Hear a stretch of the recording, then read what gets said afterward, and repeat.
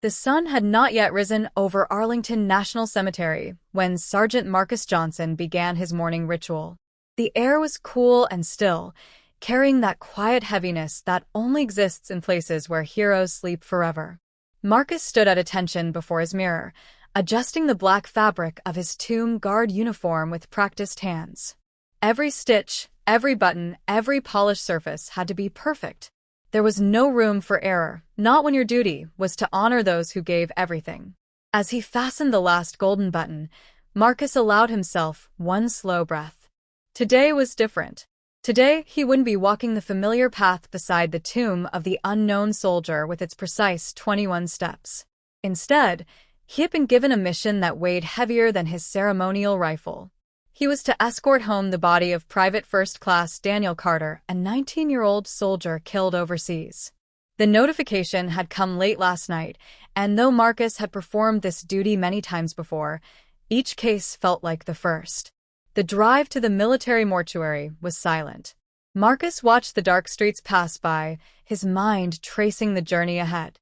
From Washington to Atlanta, then a smaller plane to a rural town in Georgia, where a family waited in that terrible limbo between grief and closure. He knew the statistics, how many soldiers came home this way each year, but statistics didn't matter when you were the one standing watch over a single casket draped in stars and stripes. At the mortuary, the staff moved with quiet efficiency. Marcus stood ramrod straight as they transferred the flag-draped casket to the transport vehicle. His white gloves hovered inches from the metal surface, not touching but always present, always guarding. This was the sacred compact between the living and the dead that no soldier would make their final journey alone. The convoy moved out just as dawn broke, police escorts clearing their path to Joint Base Andrews.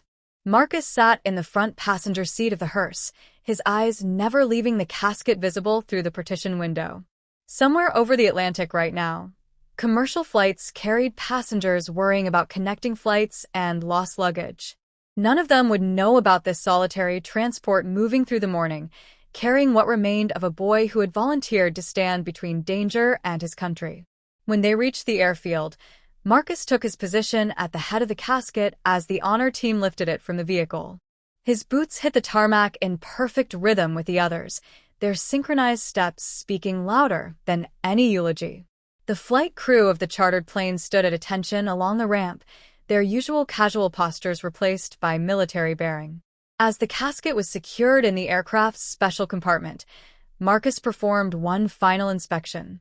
The flag had to remain taut and smooth, the silver stars never touching the ground. Satisfied, he took a seat nearby, close enough to stand watch during the flight. The engines whined to life, and as the plane taxied toward the runway, Marcus allowed himself to look out the window at the fading base. Somewhere out there, another tomb guard was beginning the morning watch at Arlington just as he had done for 3 years. The circle continued unbroken. But Marcus's thoughts kept returning to the family waiting in Georgia. A mother who had kissed her son goodbye. A father who had taught that boy to throw a baseball. Maybe siblings who didn't yet understand why their brother wouldn't be coming home to play. This was why the uniform had to be perfect, why every step had to be measured, why the flag could never waver. Because when nothing else made sense in the face of such loss, the ritual remained. The honor remained. The promise that a nation remembers remained. The plane lifted into the sky, carrying its precious cargo southward. Marcus sat straight-backed in his seat, eyes ahead, already mentally preparing for the next stage of the journey. There would be another honor team meeting them in Atlanta, another procession, another set of grieving faces. But between here and there, in this suspended hour high above the clouds, Marcus would keep his silent watch. Just as he had sworn to do. Just as soldiers had done for generations before him. The call of duty never ended, it simply passed from one set of steady hands to the next. The hum of the aircraft engines filled the cabin with a steady, almost soothing rhythm as Sergeant Marcus Johnson maintained his vigil. His eyes remained fixed on the flag-draped casket secured near the front of the plane, the red and white stripes perfectly aligned, the blue field of stars untouched by even the slightest wrinkle. Outside the small window, cottony clouds stretched endlessly beneath them, the world below going about its day unaware of the sacred cargo passing overhead. Marcus allowed himself to think about Private First Class Daniel Carter for the first time since receiving this assignment. He had read the young soldiers file a 19-year-old from a small Georgia town, a high school football player who had enlisted straight after graduation. The official report listed the cause of death as hostile engagement, but those sterile words could never capture the truth of a life cut short. Marcus wondered if Daniel had siblings, a girlfriend waiting back home, maybe a dog that still looked for him at the door. These were the human details that never made it into military paperwork but mattered more than any medal or citation ever could. The flight attendant, a woman with kind eyes and silver streaks in her hair, approached cautiously. "Sergeant, would you care for some coffee?" she asked in a hushed tone, as if they were in church rather than on an airplane. Marcus shook his head politely, but thanked her. He noticed how her gaze lingered on the casket, how her throat worked as she swallowed hard before moving away. That was the thing about these mission civilians who encountered them often didn't know how to react, caught between respecting the solemnity and satisfying their very human curiosity about death and sacrifice. Somewhere over Tennessee, the plane hit a patch of turbulence. Marcus's hand instinctively went to the flag, though the casket was securely fastened. The movement was automatic, born from years of training where even the possibility of the flag touching the ground was unacceptable. As the aircraft rocked, Marcus thought about the storms Daniel must have faced, both the literal desert sandstorms of his deployment and the metaphorical ones of fear and homesickness that every soldier weathers. The turbulence passed as quickly as it had come, leaving the cabin still once more. The pilot's voice crackled over the intercom, announcing their descent into Atlanta. Marcus straightened his jacket and adjusted his white gloves, the fabric stiff and pristine against his dark skin. Below them, the sprawling city came into view, its highways like veins pulsing with traffic, its buildings standing sentinel in the afternoon sun. Somewhere down there, airport workers were preparing for their arrival, though Marcus knew from experience that not all would understand the significance of what was about to unfold. As the wheels touched down with a gentle bump, Marcus felt the familiar shift in his demeanor that came with these missions. The quiet reflection of the flight gave way to heightened awareness, every sense attuned to the duty ahead. The plane taxied to a remote area of the airport, away from the bustling terminals where travelers hurried to make connections or greeted loved ones with laughter and hugs. This was a different kind of reunion, one marked by tears and folded flags rather than embraces. The cabin door opened, letting in a wave of humid Georgia air. Marcus could hear the distant sounds of the airport, the whine of jet engines, the beep of baggage carts, the muffled announcements over loudspeakers. He stood at attention as the honor team from the local base came aboard to assist with the transfer.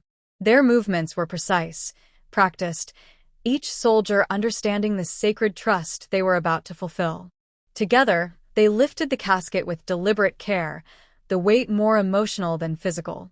As they carried their fallen brother down the aircraft steps, Marcus noticed a small group had gathered nearby: baggage handlers, fuel technicians, and a few airline employees standing silently with hands over their hearts. It was an unofficial honor guard, formed spontaneously by those who understood what was passing before them. But then Marcus's sharp eyes caught movement at the edge of the tarmac. An airport security officer was approaching quickly, his face set in an expression of officious concern. The man held up a hand as if to stop the procession, his mouth opening to speak. Marcus felt his muscles tense, not with anger, but with determination. Nothing, not bureaucracy, not ignorance, not inconvenience, would interrupt a soldier's final journey home. The security officer's words cut through the heavy air. "You can't bring that through here, without proper authorization." His tone wasn't unkind, just uninformed, the voice of someone who followed rules without understanding the reasons behind them. The honor team hesitated, looking to Marcus for guidance. Around them, the impromptu gathering of airport workers seemed to hold its collective breath. Marcus met the officer's gaze steadily. His voice, when he spoke, was calm but carried the weight of tradition and duty. "Sir, we are escorting Private First Class Daniel Carter, United States Army, to his final resting place." He paused, letting the words sink in. "This is our authorization." With deliberate motion, he touched the edge of the flag where it draped over the casket, the stars and stripes that represented the nation this young man had sworn to defend with his life. For a long moment, the security officer stood frozen, his eyes darting between Marcus's immaculate uniform, the flag, and the casket. The standoff might have continued if not for an unexpected interruption from the gathered crowd. A baggage handler, a burly man with salt and pepper hair, stepped forward. His voice was rough with emotion when he spoke. "Let them pass, man. That boy died for people like us." The words hung in the humid air, heavy with truth. The security officer's shoulders slumped slightly, his rigid posture softening. He nodded once, sharply, and stepped aside. But as the honor team began moving again, something remarkable happened. The airport workers who had been standing quietly now formed two parallel lines, creating an impromptu corridor of respect. Some saluted. Others simply bowed their heads. Marcus led the procession forward, his steps measured and precise. The casket moved between these rows of ordinary citizens turned honor guard, past faces streaked with tears and jaws set with determination. In that moment, the divide between military and civilian, between those who served and those who were protected, blurred into insignificance. What remained was the simple, powerful truth that a community had come together to honor one of its own. As they neared the terminal building where the casket would be transferred to its next flight, Marcus allowed himself one small moment of hope. Maybe, just maybe, Private Carter's sacrifice and this unexpected display of respect would remind people that freedom wasn't free, that heroes walked among them, and that sometimes the most powerful lessons came not from speeches or monuments, but from quiet moments of human connection in an airport on a humid afternoon. The journey wasn't over yet. There were still miles to go, more hearts to touch, more lives to honor. But for now, in this moment, Sergeant Marcus Johnson knew he was witnessing something extraordinary, the living keeping faith with the fallen, just as he had sworn to do. The terminal doors slid open with a quiet hiss as Sergeant Marcus Johnson led the solemn procession into the bustling heart of Hartsfield-Jackson Airport. The sudden transition from the hushed reverence of the tarmac to the chaotic energy of one of the world's busiest travel hubs created a jarring contrast. Around them, travelers rushed about with rolling suitcases and steaming coffee cups, their conversations blending into a constant hum of noise. None seemed to notice at first the small group moving with deliberate slowness through their midst. Marcus adjusted his posture even straighter, if that were possible, his eyes fixed ahead as they navigated through the crowd. The flag-draped casket moved like an island of stillness in a rushing river, the honor team's synchronized steps cutting through the hurried footsteps surrounding them. Then it began, the subtle shift Marcus had witnessed many times before. First one head turned, then another. A woman gasped softly and clutched her chest. A businessman mid-stride froze, his phone call forgotten. Like ripples expanding across a pond, awareness spread through the terminal. Near gate B12, a young boy tugged at his mother's sleeve. "Mommy, why is that box covered with a flag?" His innocent question carried further than he intended in the suddenly quieting space.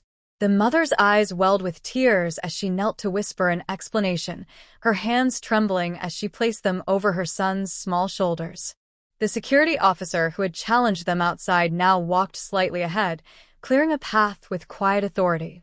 His earlier hesitation had transformed into solemn determination, his face set in lines of newfound understanding. When a confused traveler started to cut across their path, the officer held up a firm hand without breaking stride. At the center of it all, Private First Class Daniel Carter continued his final journey, the silver stars on blue field catching the fluorescent lights overhead. Marcus noticed how the airport's usual noises were being replaced by something extraordinary, the gradual hush of hundreds of people consciously lowering their voices, the shuffling of feet as more and more travelers stopped to stand respectfully. A janitor paused his mopping, leaning on the handle as he removed his cap. Two flight attendants in crisp uniforms stepped out from behind their counter, their professional smiles replaced by expressions of quiet reverence. Then came the moment Marcus would never forget. From somewhere in the crowd, a voice began singing. A single, clear note of "America the Beautiful" rose above the terminal noise. Then another voice joined, and another. Soon dozens of strangers stood united in song, their imperfect harmonies somehow more beautiful for their spontaneity. The music swelled as the procession passed the food court, where restaurant workers emerged from behind counters, their grease-stained aprons and hairnets suddenly part of something far larger than their daily routines. An elderly veteran in a VFW cap struggled to his feet near the charging stations, his knobby fingers trembling as he offered a salute that held decades of memory. Nearby, a group of college athletes abandoned their rowdy banter to stand at attention, their muscular frames suddenly still beneath their Letterman jackets. The entire terminal seemed to hold its breath as the song reached its final, poignant lines. Marcus felt the weight of hundreds of eyes upon them, but his gaze never wavered from the path ahead. Still, he couldn't help but notice the faces, especially the children, their expressions caught between confusion and dawning comprehension as they witnessed adults responding to something they couldn't yet fully understand, but would someday remember. As they approached the secure area where only ticketed passengers could proceed, another challenge arose. The TSA supervisor on duty, a no-nonsense woman with closely cropped hair, initially moved to stop them, her training overriding the emotional scene unfolding around her. But before Marcus could speak, something remarkable happened. The crowd behind them seemed to lean forward collectively, their silent expectation pressing like physical force. The security officer from earlier stepped up, speaking quietly to his colleague. After a brief exchange, the TSA supervisor nodded once, sharply, and waved them through. The metal detectors and baggage scanners, normally symbols of rigid security protocols, became mere formalities as every officer in the security line stood at attention. One young TSA agent, barely out of training, wiped hastily at her eyes as the casket passed, her usual stern expression replaced by something far more human. Through it all, Marcus maintained his perfect military bearing, but inside, his heart pounded with something beyond duty. This was why he served, why they all served. Not for parades or glory, but for moments like this, when an entire cross-section of America paused in its hectic routine to remember that freedom came at a cost. That somewhere, a family was waiting to receive their loved one for the last time. That ordinary people could become extraordinary when called upon. As they reached the gate area for their connecting flight, Marcus noticed the plane's entire crew had disembarked to wait in formation. The captain, usually the unquestioned authority of his aircraft, stood slightly behind a young private from the Georgia National Guard who had come to relieve Marcus's team. The transfer of responsibility was conducted with quiet precision, the new honor team moving into position as Marcus's group prepared to step back. But before he relinquished his post, Marcus allowed himself one final gesture. With deliberate care, he adjusted the flag one last time, ensuring every fold lay perfect, every star visible. His white-gloved hand lingered for just a moment on the blue field, a silent promise passing from one guardian to the next. The message was clear: the watch would continue unbroken. As Marcus and his team turned to leave, the terminal erupted in applause, not the raucous cheers of a sporting event, but something deeper, more profound. 1,000 hands coming together in gratitude, in grief, in unity. The sound followed them down the concourse, growing fainter, but no less powerful with each step. Outside, as they waited for their return flight to Washington, Marcus finally removed his hat, running a hand over his close-cropped hair. The Georgia sun felt warm on his face, the breeze carrying the faint smell of jet fuel and distant thunderstorms. Somewhere above them, another plane was climbing through the clouds, carrying a hero home to his final rest. And though Marcus couldn't see it, he knew the most important part of today's journey wasn't the miles traveled, but the hearts touched along the way. The small commuter plane banked gently over the patchwork quilt of rural Georgia, its wings slicing through the thick afternoon air heavy with the promise of summer rain. Below, the landscape transformed from sprawling suburbs to open farmland, the occasional cluster of homes and barns appearing like islands in a sea of green. Sergeant Marcus Johnson gazed out the window, his reflection superimposed over the passing scenery. The second leg of their journey was nearly complete, but the most emotionally charged portion still lay ahead. Inside the aircraft's cabin, the atmosphere was markedly different from the commercial jet that had carried them from Washington. Here, there were no distracted passengers or chatty flight attendants, just the quiet hum of turboprop engines and the occasional radio crackle from the cockpit. The casket, now transferred to this smaller aircraft, occupied the center of the cabin, its presence both solemn and sacred. Marcus noted how the pilots had placed their own folded jackets over nearby seats, creating an impromptu buffer zone of respect around their honored passenger. As the plane began its descent, Marcus reviewed the final arrangements in his mind. A hearse would meet them at the regional airport. A police escort would guide them through the town's quiet streets. The local VFW post had mobilized to form an honor guard at the funeral home. Every detail had been planned with military precision, yet Marcus knew from experience that no amount of planning could prepare one for the raw emotion of delivering a fallen soldier to grieving loved ones. The wheels touched down with a slight bounce, the plane slowing rapidly on the short runway. Through the window, Marcus could see the waiting honor guard from the local National Guard unit, their uniforms slightly less crisp than those of active-duty soldiers, but their bearing no less proud. Nearby stood a cluster of airport employees and what appeared to be local residents who had come to pay their respects, some holding handmade signs that read, "Welcome home, hero," and "Thank you, PFC Carter." When the cabin door opened, the Georgia heat rushed in like a living thing, thick and heavy with the scent of freshly cut grass and distant rain. Marcus descended the steps first, his boots meeting southern soil that had nurtured the young man he now escorted home. The honor team followed with measured steps, the casket seeming to float between them as they transferred their precious cargo to the waiting hearse. The procession formed with quiet efficiency, the police motorcycles with their lights silently flashing, the hearse with its flag-draped cargo, the various official vehicles falling into line. But as they prepared to depart the airport, something unexpected happened. Along the access road, seemingly out of nowhere, dozens of vehicles began appearing: pickup trucks, minivans, even farm equipment, all flying American flags and falling in behind the procession. Word had spread through this tight-knit community, and now they came to accompany their native son on his final journey through the land he had called home. The motorcade moved slowly through the countryside, past fields where combines worked the summer harvest, past small churches with their doors standing open in the heat. At every crossroads, more people stood waiting, some in uniform, many in civilian clothes, all with hands over hearts or saluting as the hearse passed. Farmers paused their tractors to stand at attention in their fields. School buses pulled over, and children pressed their faces to the windows, their small hands fluttering in uncertain but earnest salutes. As they entered the town proper, the scene became even more remarkable. The main street was lined with people 3 and 4 deep on both sides. American flags hung from every available pole and balcony. Shopkeepers had turned their open signs to closed and stood outside with their employees.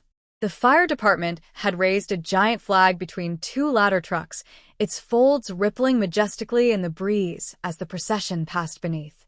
Marcus, sitting in the lead car, watched the faces as they went by: the elderly woman wiping tears with a handkerchief, the teenage boy holding a baseball glove. Had Daniel played ball with him? The young mother lifting a toddler to see while whispering explanations the child couldn't possibly understand yet. Each face told a story. Each set of eyes reflected a different aspect of grief and gratitude. At the funeral home, the scene was both heartbreaking and uplifting. The family stood together on the porch, Daniel's parents clinging to each other, his younger sisters looking lost in their Sunday best. An elderly man Marcus assumed was a grandfather standing ramrod straight despite his obvious age. As the honor team removed the casket from the hearse and began the slow march toward the waiting family, a hush fell over the gathered crowd, so complete that the only sounds were the synchronized steps of the soldiers and the distant call of a mourning dove. Marcus watched as Daniel's mother reached out one trembling hand toward the flag, her fingers stopping just short of touching it, as if afraid the reality might break her. The father's jaw worked silently, his face a mask of pride and pain as he accepted the folded flag that had covered his son's casket during its long journey home. Inside the funeral home, during the private family viewing, Marcus stood his final watch beside the casket. The muffled sobs from the other room were the most difficult sounds he had ever had to bear, yet he remained motionless, his presence a silent promise that no soldier is ever truly alone, even in death. When the time came for Marcus to take his leave, Daniel's father approached him. The man's hands, rough from years of farm work, gripped Marcus's with surprising strength. No words were spoken, none were needed. The look that passed between them contained an entire conversation of shared understanding, of mutual respect, of the unbreakable bond between those who serve and those who wait at home. As Marcus stepped out into the golden light of late afternoon, he noticed the crowd had not dispersed. Hundreds still stood quietly around the funeral home, keeping vigil. A table had been set up with lemonade and cookies, and someone had placed framed photographs of Daniel at various ages around the entrance, a grinning toddler, a gangly middle schooler, a proud high school graduate in his football jersey. The sergeant took a deep breath of Georgia air, heavy with the scent of magnolia blossoms from a nearby tree. Somewhere in the distance, thunder rumbled softly, the first hint of the predicted evening storm. Marcus knew his duty here was done, but the memory of this day would stay with him always, the way a small town had stopped everything to honor one of its own, the way strangers had become family in their shared grief, the way the simple act of remembrance had transformed an ordinary afternoon into something extraordinary. His phone buzzed with a message from his commanding officer. Another mission awaited back at Arlington. Another soldier needed escorting home. The circle continued unbroken. Marcus squared his shoulders and walked toward the waiting car, ready to continue the watch. The first light of dawn painted the sky in pale watercolors as Sergeant Marcus Johnson stood motionless at his post in Arlington National Cemetery. The crisp uniform that had drawn so much attention during his Georgia mission now blended seamlessly with the solemn gray tones of the memorial amphitheater. His polished shoes reflected the slowly brightening sky as he executed the precise 21-step turn that had become as natural as breathing. 3 years of walking this sacred ground had worn a visible path in the marble, a physical testament to the unbroken chain of honor stretching back generations. The morning quiet was broken only by the distant sounds of the Capitol waking up, the faint hum of traffic on the Memorial Bridge, the occasional shout from a nearby construction site, the metallic chirping of a robin defending its territory. Marcus moved through the ritual with machine-like precision, his rifle resting against his shoulder at the perfect angle, his gloves spotless against the walnut stock. Yet beneath this outward perfection, his mind still lingered on the events of the past week. Memories flashed unbidden, the sea of faces in the Atlanta terminal, the endless Georgia backroads lined with silent mourners, the crushing weight of a father's handshake. Most of all, he remembered the casket. Not just Daniel Carter's, but all the others that had passed through his care over the years. Each one unique, each one the same. Different names, different stories, but all united in that ultimate sacrifice. A group of early visitors appeared at the cemetery gates, their hushed voices carrying in the morning stillness. Marcus could tell they were teachers from their comfortable shoes and tote bags filled with what was likely educational material. One woman pointed toward him, whispering to her companions about the significance of the 21-step routine. Marcus remained focused straight ahead, but part of him wished he could explain that the number represented the highest military honor, the 21-gun salute, not just some arbitrary count. The sun climbed higher, burning away the last traces of morning mist clinging to the tombstones.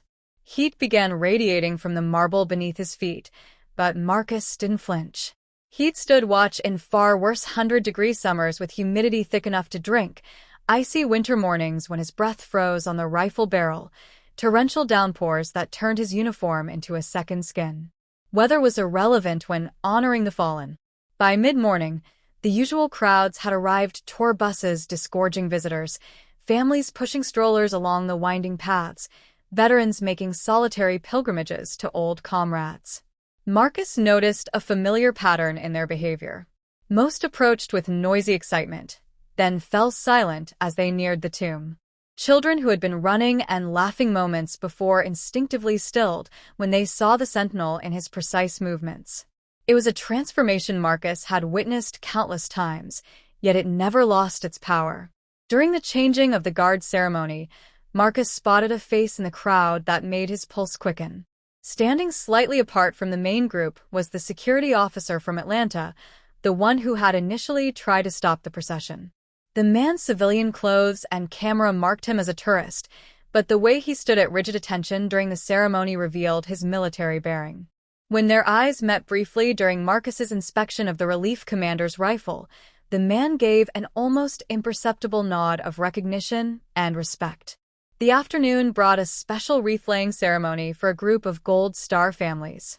Marcus could pick them out immediately the way they carried themselves, the particular way they looked at the tombstones, the quiet dignity covering bottomless grief. As he performed the meticulous rifle movements during the ceremony, he found himself wondering if the Carters would eventually make this pilgrimage.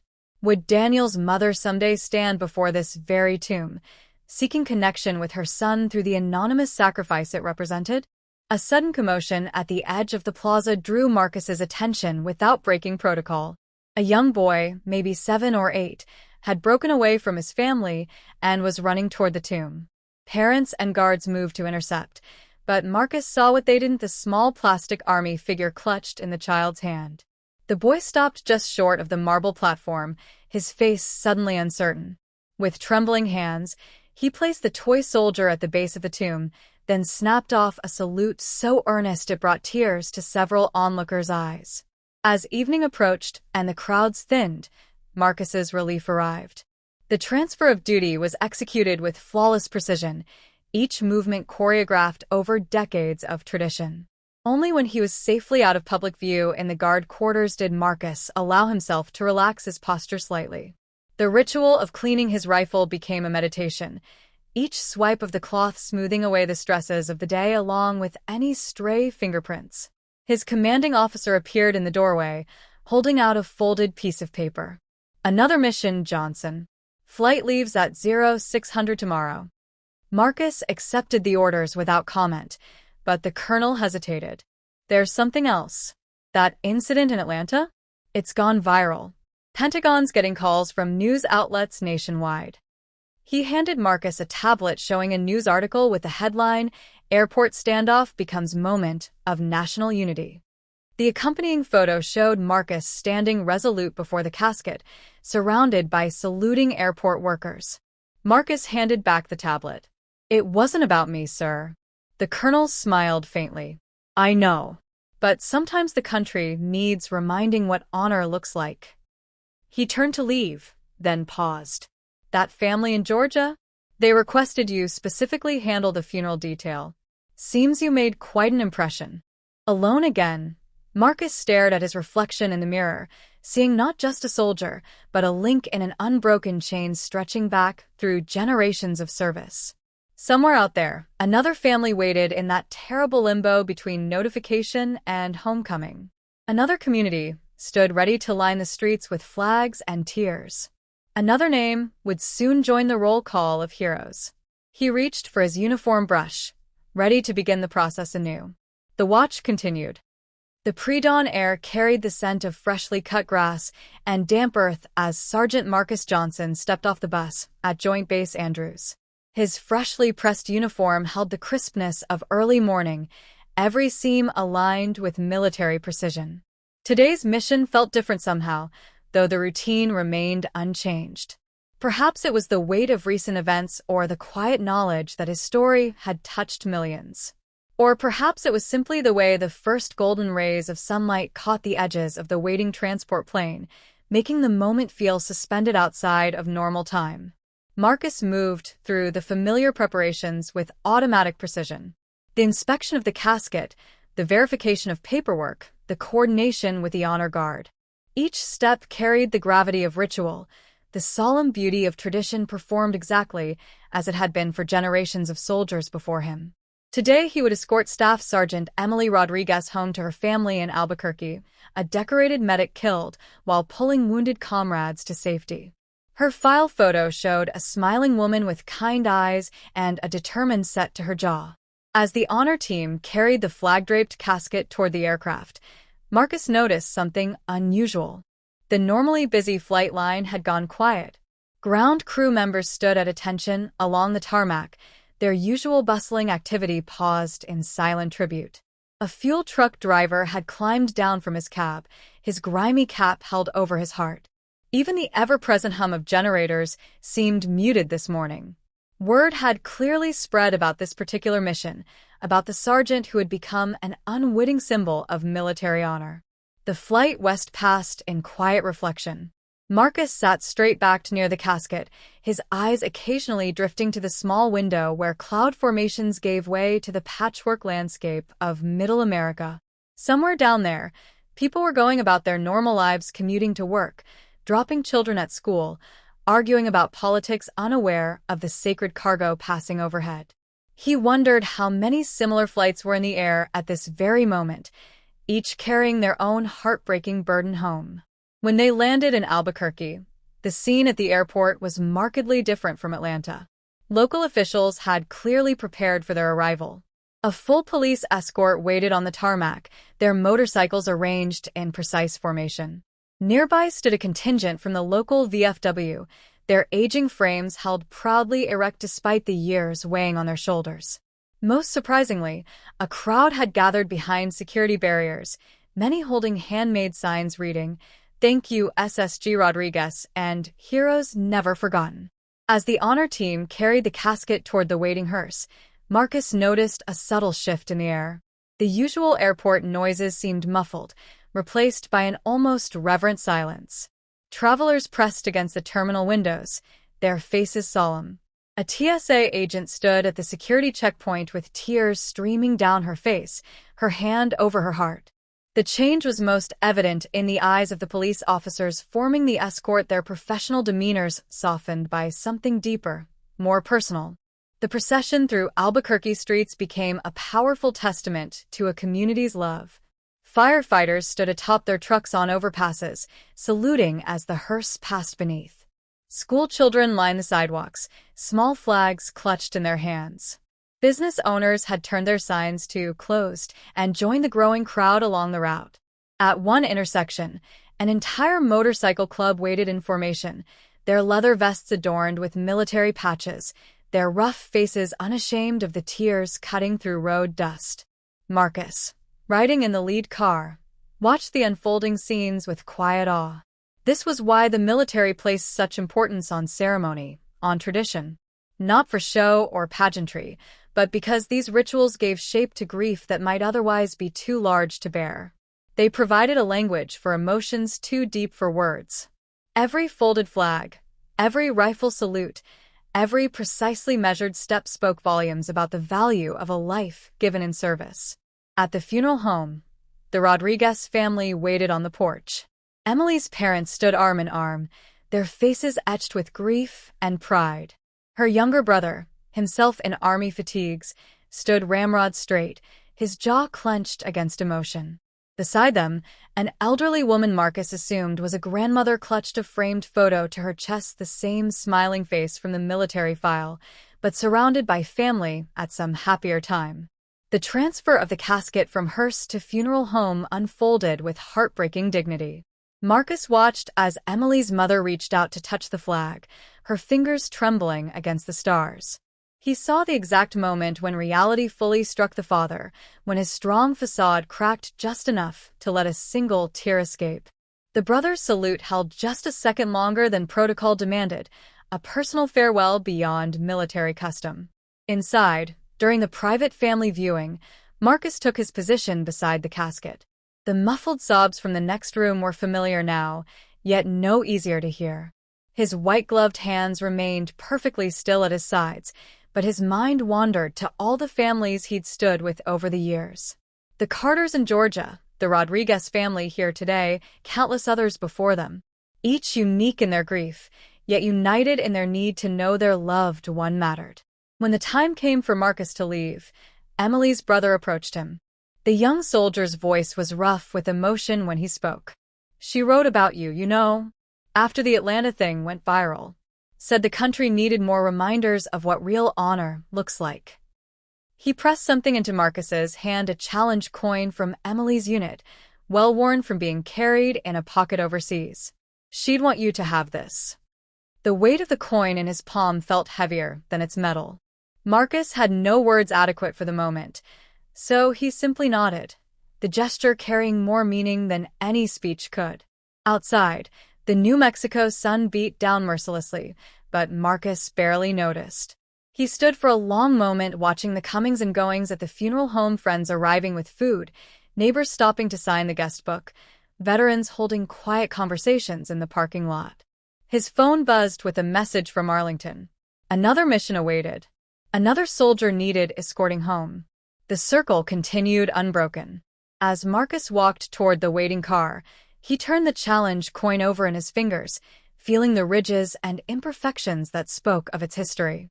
Somewhere above him, a hawk circled on thermal currents, its cries piercing the desert air. Life and death, grief and honor, past and present, all spinning together in the endless dance of service and remembrance.